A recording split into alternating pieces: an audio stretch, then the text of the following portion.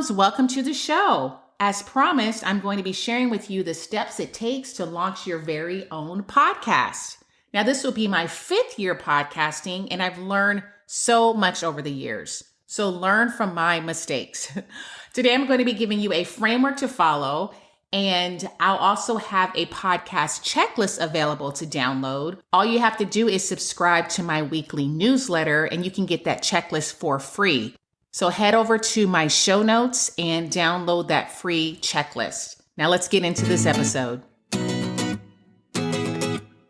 Welcome to Mometize Your Passion, a place for moms with big dreams and an eagerness to turn them into a thriving reality. Whether you're a mom seeking to monetize your passions, transition from a corporate job, or explore a fun side hustle, you're in the right place. I'm Terralon, a wife and mom transitioning from a top 5% sales career to become the founder and publisher of Tinseltown Mom. I wear so many hats: former actress, current writer, celebrity blogger, certified life coach, and through it all, I've discovered the power of honing our gifts, learning from our past, and using our experiences to uplift others. Join me on the show as I interview mompreneurs sharing their roadmap to their success. I'll also be giving practical business and money-making tips to guide you towards concrete ideas for generating income. Here, my hope is that you'll find inspiration from God, encouragement, and practical insights to mometize your passion. So as I mentioned, I've been podcasting. It'll be 5 years this year. I cannot believe how fast the time goes by. And I want to share the steps that I would take if I were starting all over. I would take these exact steps just based on all the things that I've learned over the years. And prayerfully, these steps will also help you. So the first step you need to take before you launch your podcast is to figure out why you're doing the podcast in the first place. What is the purpose of this podcast? Is it to start a business? Is it to market an existing business? Is it to fulfill a passion? Whatever your reason, be clear going in. When I first started my podcast almost 5 years ago, I had already been blogging for 5 years. So I launched my show to reach a larger audience. And I wanted to capture another segment of my niche. So my blog, Tinseltown Mom, focused very heavily on me interviewing celebrity moms and high-profile moms. When I launched my podcast, I wanted to focus more on everyday moms and the problems that we face. So on my podcast, initially, I had a lot of doctors and experts on my show just talking about everyday problems that moms go through, whether it's mental health struggles, challenges with their kids, discipline issues. I also focused on heavy issues like confronting your drug-addicted child, domestic violence in motherhood, parenting after the death of a child, and so much more.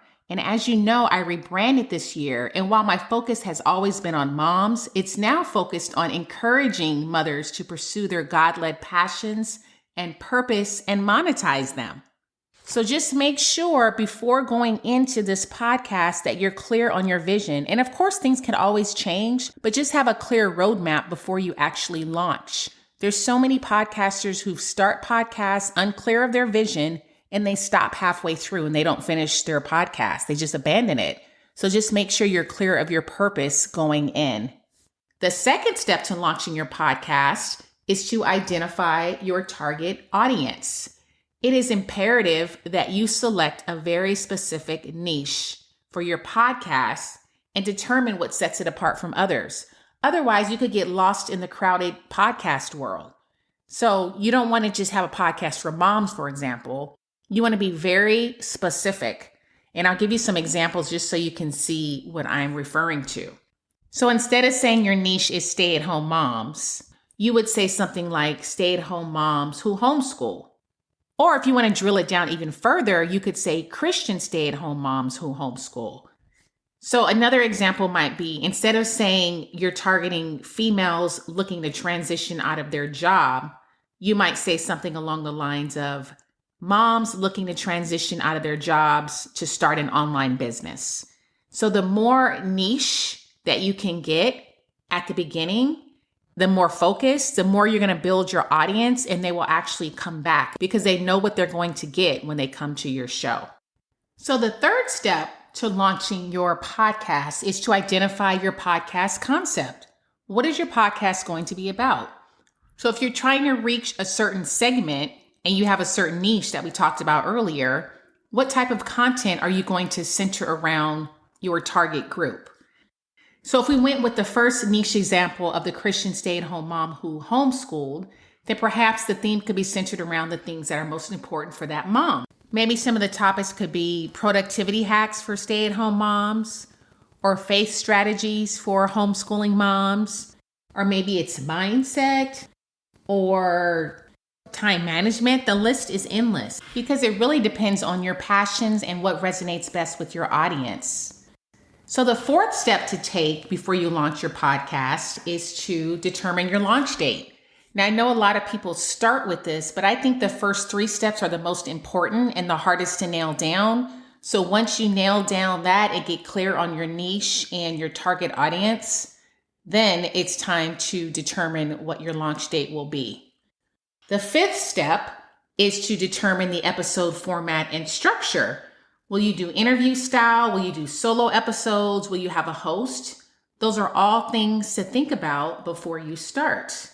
And on my show, I do interview style every other week, and then I do a solo episode for the most part. When I first started, I was only doing interview style, but as of this year, when I rebranded, I started doing both. So you need to decide what's going to work best for your audience, what's going to work best for your passion, and that is how you will figure it out. You'll also want to figure out how often you'll record. Now, having a podcast and maintaining a podcast is no joke because of the editing and all the things that go into it. So you need to determine what your capacity is and what you're able to do. When I first started, I was recording every other week. And to be honest, even that was a lot because I was working a full-time job and I was running a full-time blog. Now I'm recording once a week and I now have the capacity to do that. So you need to figure out in your schedule, in your life, what are you able to do? And whatever you're able to do, stick with that. If you're able to do every other week, stick with that because people are coming to you every other week and they're expecting an episode. If you're able to do once a week on a particular day, stick to that schedule so people know what they're getting from you. The 6th step is to choose a strong title and tagline and optimize it for search engines. Now, your title is very important. You might already have a title in mind, but even more important is the tagline. The tagline is going to tell your audience specifically what your show is about. So if we're going with the example of the Christian stay-at-home mom who homeschools, I'll give you an example of a title. A title could be Faith-Filled Homeschooling. So someone still may ask, okay, what am I going to get when I come to this podcast? The tagline will tell you what you're going to get. So the tagline might say, helping Christian stay-at-home moms nurture their faith along their homeschooling journey. So you are optimizing your tagline with keywords that your audience is searching for, and you're also telling them exactly what they're going to get when they come to your podcast. So that's very important, and it's important to optimize it so it's easy to come up in searches. Okay, so the 7th step to take before you launch this podcast is to decide on your podcast cover art. Now, this is very important to get right. You want to make sure this is as professional as possible. You want to use professional pictures. Preferably, you can hire somebody to do that for you. If you can't, you're on a budget and you have to do it through something like a Canva, then you can do that. You have that option, but you just want to make sure it's as professional as possible. The 8th step that you need to take is to outline your content strategy and again, optimize it for search engines. I would recommend that you come up with at least 10 optimized titles and you keep that and let it resonate with you. See if that's something that you actually want to talk about on your shows. Again, if we're using the example of the Christian stay-at-home mom who homeschools, then you want to use keywords that that particular person might be looking for. You want to use keywords in your titles. So when someone is looking for something very specific, like for example, if they're looking for stay-at-home mom resources, or maybe they're typing in homeschool collateral, you want to make sure your show and your titles are the ones that are coming up. So that's why you want to make sure they're optimized for search engines. So while we're talking about optimizing content, you also want to make sure you have a description written for your actual show. So that's when people come to your podcast and they can read up on what your show is about. You want to have a description on what your show is about. And again, you want to make sure it's optimized, where you have specific keywords in your description. So when people are searching for you, it's just another way for people to actually find you. The ninth step to take before you launch this podcast is to have intro and outro music. So usually this music is strategically placed within your episode. Some people place it at the very beginning. Some people place it after a little short intro with no music and then they add the music to it. So you have to figure out based on your particular show how you want to craft this. You also want to have music that plays at the end, the outro. So as you're exiting that particular episode, there's music that's actually playing also. Again, you don't have to have music, but most people do have music on their show. And there's plenty of sites where you can just Google and get free music, whether it's on YouTube or just Google where to find free music and you'll find out where to get that music.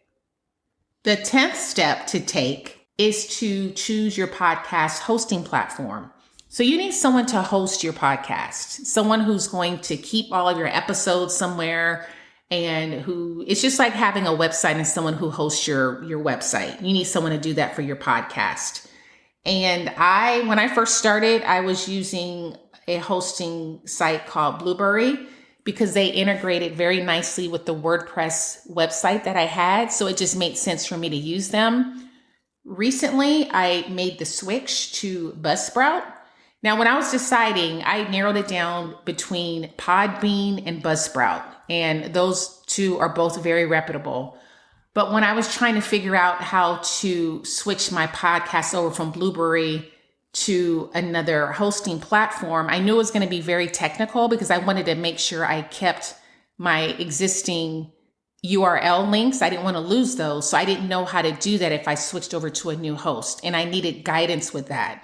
So Buzzsprout, their customer service was excellent. They helped me through that process so seamlessly. And that is the reason why actually I chose them over Podbean. I mean, I heard good things about Podbean, but just for this particular thing, Buzzsprout was able to help me so tremendously.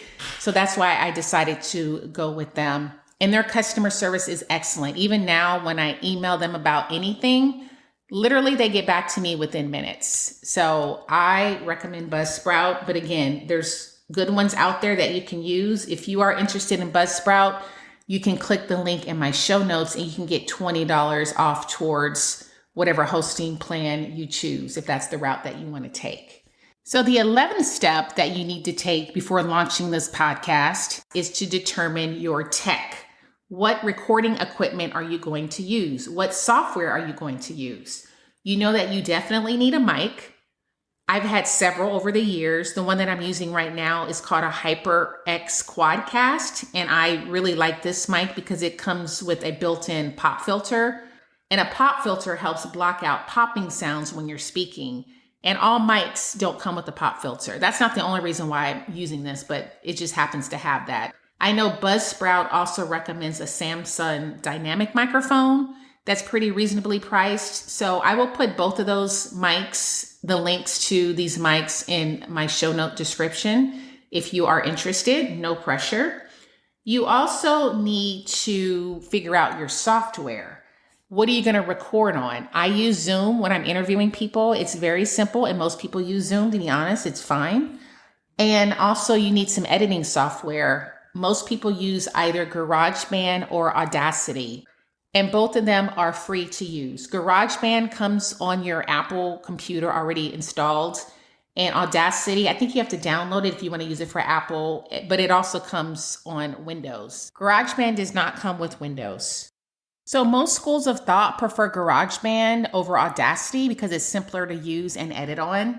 And I've been using GarageBand for almost 5 years and it works well for me. And I'm not a super techie person. So for me, GarageBand works. So the next step you need to take before you launch this podcast is that you need to batch record and edit at least 4 to 6 episodes. You want to get a feel for how long this is going to take you, how long it's going to take to edit, and see if you have the capacity to meet your original goal, whether you're wanting to record once a week, every other week, whatever. If you record several at one time, then that'll give you a sense of what realistically you can do. So the next step to take before you launch your podcast is to determine your launch strategy. Do you want a quiet launch or a loud launch? I had a quiet launch where after I launched my podcast, then I shared it with the world. You might want a loud launch where you're prepping people before the launch actually happens. You're having a launch party and all the bells and whistles. You decide what's best for you, your brand, your capacity, and just what you want. So there you have it. Those are the steps you need to take to launch your own podcast. Now, you are going to learn that along the journey, you're going to have your own steps to add, whether it's the type of system that you want to put in place or the process that you have for your podcast, or maybe you have documents that you want to send to your guest. You're going to learn these things as you journey along this podcasting adventure. But those are the main things that you need to know before you launch your own show. Now, if this was daunting to you and you feel like you need help with any of the steps, book a one-on-one coaching call with me. I can help with the whole process, or maybe if there's a certain segment you need help with, then book a call with me. So just fill out the coaching application in the show notes and we could see if we're compatible for working together. Thanks so much for listening today. If this episode blessed you in any way, would you do me a favor and share it with someone else who could use this as well? This show is meant to be a blessing to moms, so any support that you can give would be so appreciated. Until next time.